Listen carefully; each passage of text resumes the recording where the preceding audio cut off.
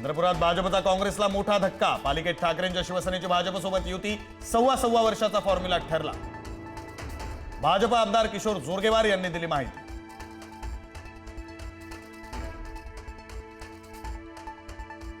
उपमुख्यमंत्री सुनेत्रा पवार यांनी पदभार स्वीकारला। सुनेत्रा पवार राज्याच्या पहिल्या महिला उपमुख्यमंत्री। सुनेत्रा पवार थोड्याच वेळात मंत्रिमंडळ बैठकीला राहणार उपस्थित।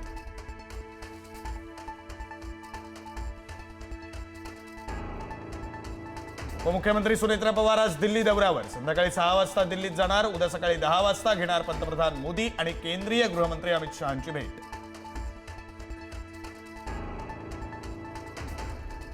राज्याच्या राजकारणामध्ये मोठी घडामोड घडण्याची शक्यता। मुख्यमंत्री देवेंद्र फडणवीस अचानक दिल्ली दौऱ्यावर। अमित शहांची भेट घेतल्याची माहिती। राष्ट्रवादीच्या विलिनीकरणाबाबत पक्षश्रेष्ठींशी चर्चा केल्याची माहिती।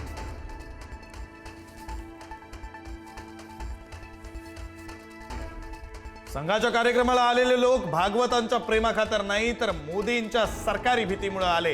राज ठाकरेंची टीका। भाषेबद्दलचं प्रेम आजार वाटत असेल तर अनेक राज्यांमध्ये हा आजार। राज ठाकरेंचा निशाणा।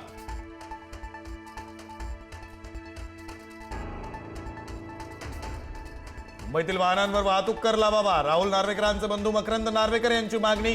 मुंबईला आणि मुंबईकरांना लुटायचं हीच भाजपची प्रवृत्ती। मकरंद नार्वेकरांच्या मागणीवरून आदित्य ठाकरेंनी साधला निशाणा।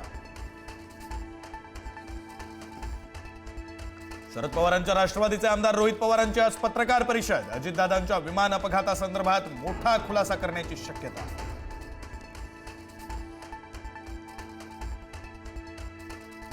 शरद पवार यांच्या तब्येतीत सुधारणा। कालपेक्षा आज तब्येतीत सुधारणा झाल्याची माहिती।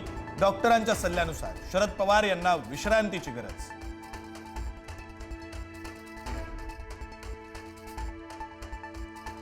खासदार सुप्रिया सुळेंची कन्या रेवती सुळेचं लग्न ठरलं। नागपूरचे सारंग लखानी यांच्याशी रेवती सुळे लग्नगाठ बांधणार।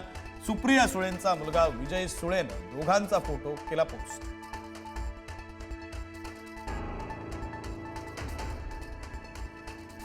राज्याच्या अर्थसंकल्पीय अधिवेशनाचे पडघम वाजणार। आज कामकाज सल्लागार समितीची बैठक। अर्थसंकल्पीय अधिवेशनाचं कामकाज आणि कालावधी निश्चित होणार। मुख्यमंत्र्यांसह दोन्ही उपमुख्यमंत्री बैठकीला उपस्थित राहणार। लोकसभा अध्यक्ष ओम बिर्ला यांच्यावर अविश्वास ठराव आणणार असल्याचा संजय राऊतांचा इशारा। लोकसभेमध्ये विरोधी पक्षनेत्यांना बोलू दिलं जात नसल्याची टीका।